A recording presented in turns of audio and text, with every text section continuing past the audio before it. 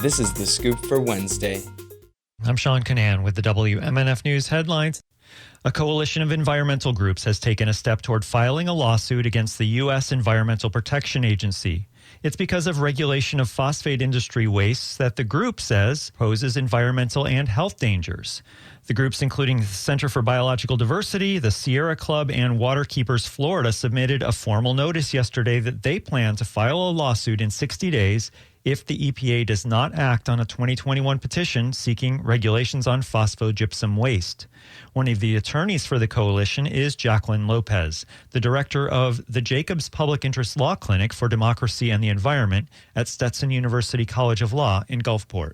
The action that we filed today is seeking to compel the Environmental Protection Agency to respond to a petition that was submitted over 3 years ago, asking it to better regulate this waste, which is called phosphogypsum. And so for every 1 ton of product, it creates 5 tons of this waste.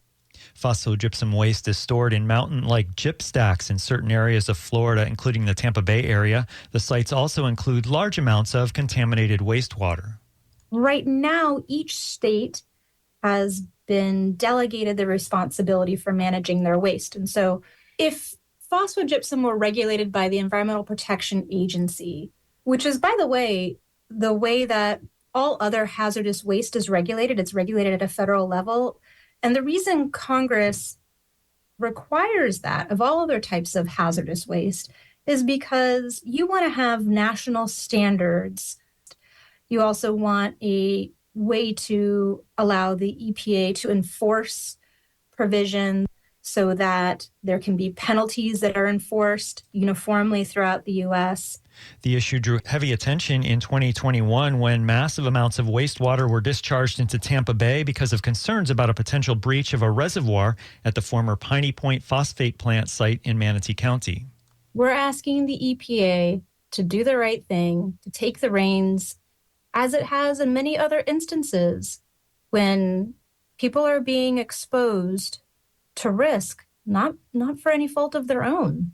This is an industry that generates a waste that is radioactive, carcinogenic, and toxic, and it should be regulated as a waste that is hazardous.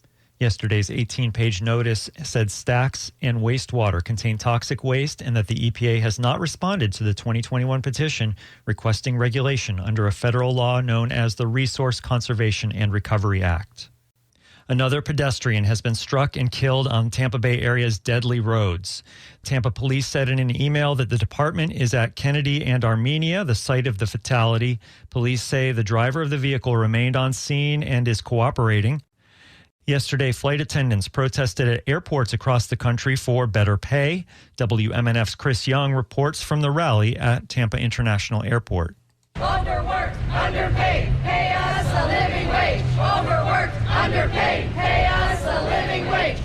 About 24 air employees waved signs and chanted at Tampa International Airport, demanding wage increases. Last year, pilots saw major pay raises, while flight attendants say their pay remains stagnant. Erin Dougherty is a United Airlines flight attendant. We have been living on our wages from years past, and as you know, with inflation, it's getting hard out there. It's hard.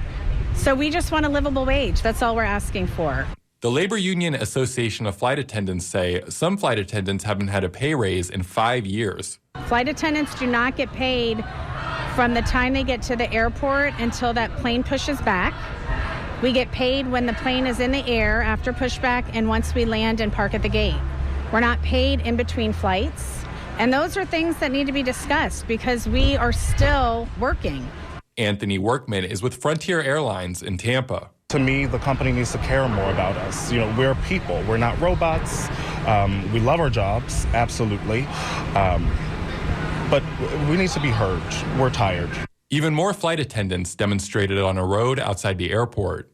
For WMNF News, I'm Chris Young in Tampa. Today it'll be partly cloudy and warm. Highs will be in the low 70s. Tonight, mostly clear. Overnight lows will be in the mid-50s. And tomorrow, partly cloudy and warm. Highs will be in the high 70s. I'm Sean Canan with the WMNF News headlines. This is The Scoop, recorded at WMNF Tampa.